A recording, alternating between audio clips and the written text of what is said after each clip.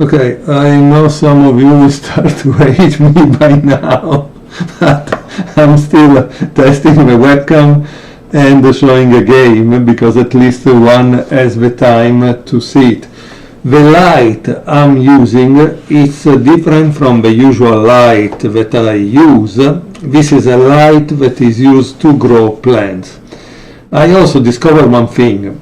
The program I'm using to record the videos is not really able to change the settings of the webcam. The only program that changes the settings of the webcam is the Logitech program that I downloaded, but honestly, again, is not so good in my opinion. Okay, the game I'm going to show you is Regedinsky against Rubinstein, played in Lodz in 1917. The game starts with d4, d5, knight f3, knight f6, c4, e6, bishop g5, knight b d7, knight c3, bishop e7, and this is the typical queen gambit, also known as orthodox game. e3, castle, and bishop d3. An experienced modern master would more likely continue with queen c2 or rook c1, or c takes d5, then followed by bishop d3. Honestly, this light is very strong, very good, more white than the other, but strangely makes the board more yellow. I don't understand why. I really don't understand these webcams on which eyes they have been trained, because if it was human eyes, why I don't see the colors on the screen like I see with my eyes on the board. The board now it's a nice boxwood color for white, typical of the white pieces. On the screen I see something that is yellow gold. One could think they are made of gold, the pieces. Okay, d takes c4. Obviously this move is to make white lose a tempo, because now he must take back. a6, and now you see the thing that is very interesting, because b5, so a6 is telling you something. What is telling you? It's telling you that black knows that it cannot develop here, and so he wants to play this and develop this bishop on this diagonal. So that's why a6 is played. Is not only played to control b5, but is played to develop this bishop. Castle, b5, like I told you, bishop d3, and bishop d7, like I told you. Everything went like I said. Queen e2, and now there is an interesting move in my opinion, but the author didn't stop on it. He played immediately c5. I find it interesting, to tell you the truth, because while these two moves were made to develop this move is made to attack the center. We always have in chess a control or attack of the center. You don't control the center, the enemy will control you, because from the center it's easier to go on the flank, it's easier to maneuver, to also prevent the enemy pieces from moving. So that's kind of interesting, right? Rook a d1, c takes d4, and e takes d4, and now we have the isolated queen pawn, right? But here, black, guess what? And here we see how useful was b5. He plays knight b6. Wow! And is in total control of d5. Okay? Total control of d5. Let's see what the author writes. He writes, owing to white's superficial play, black has achieved all that he can hope for in this variation. He was allowed to expand on the queen side, develop his minor pieces on their optimal squares, and blockade the isolated pawn firmly. The d5 square is black's strong square, to be used at will by his pieces. Okay, like I told you. 94. This is a mistake, he says. Of course, the move to make was knight e5. Try to compensate for white's superficial development and to activate his pieces. Here, in such a manner that the potential weakness at d4 is less exposed.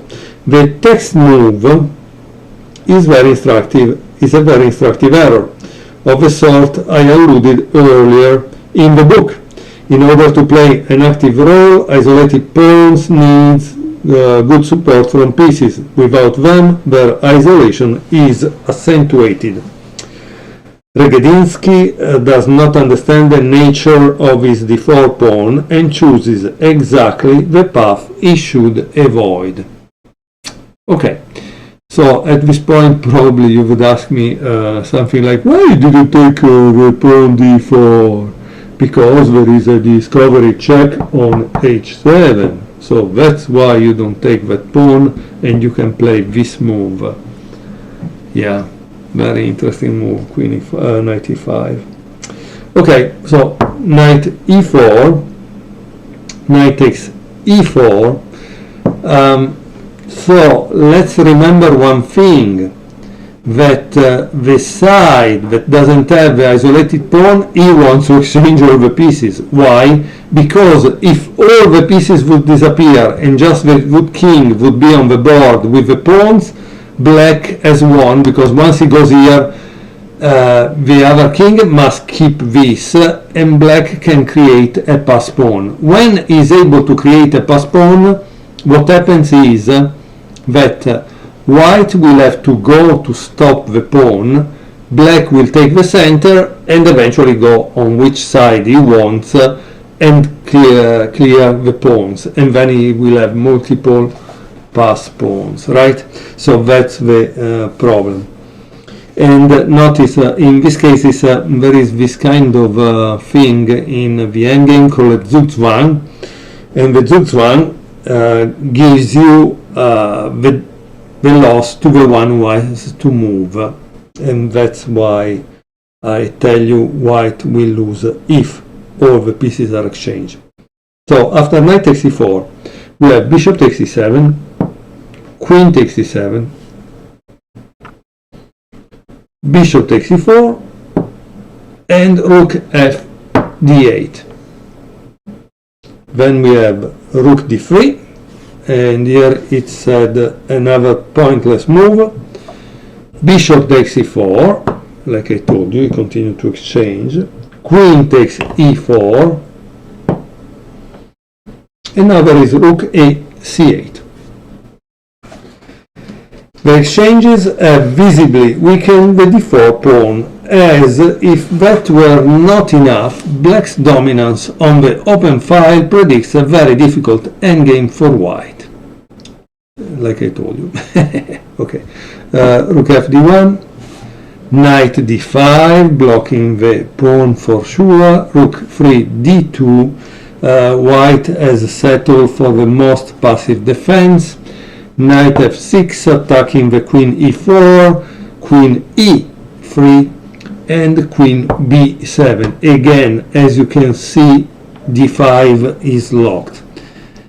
h3, h6, rook e2, queen d5 attacking this, b3, and now there is queen d6. And here he says, I always admire Rubinstein's simplicity of thought. First, he chased white's queen from the center in order to provoke a further weakening by queen d5. Now he vacates the d5 square again, this time for his knight. The value of such strong squares lies exactly in the fact that one can use them for different pieces and different purposes. So this is really a great example of how to play against the isolated pawn.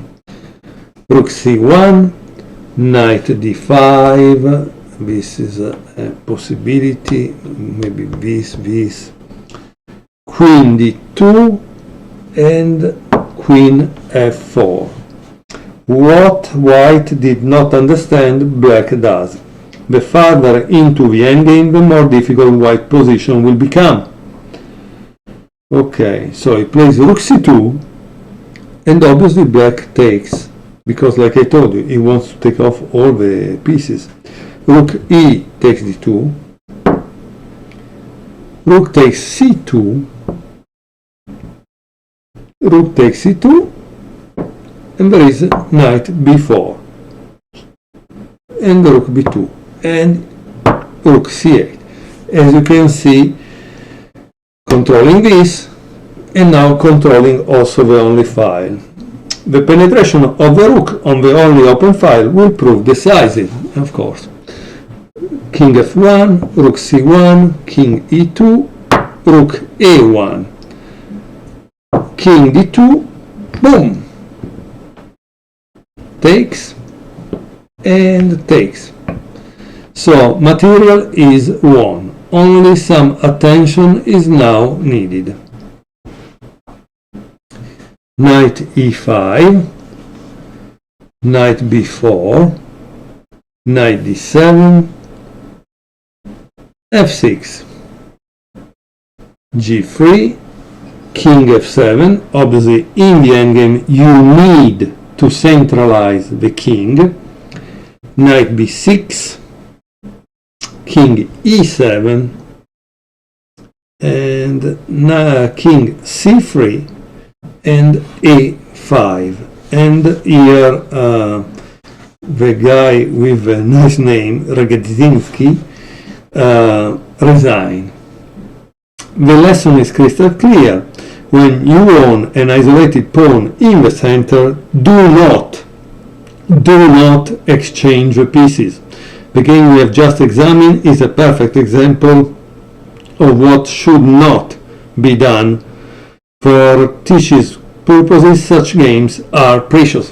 So yes, I believe that this game is particularly important because if one day you have to teach chess to someone, you can tell them, hey, this is the game you should follow in case you want to learn how to play against the isolated queen pawn. However, keep in mind that knight e5 was the right move, and it would have been interesting also to know another game with knight e5 and see if black is able to overcome white. I wish you a great day. Please give me some feedback. I don't really like this light, it's very, very strong, but the color is totally wrong. And now for me it's time to go to get some sleep, because I come from a night shift. Thank you very much for watching.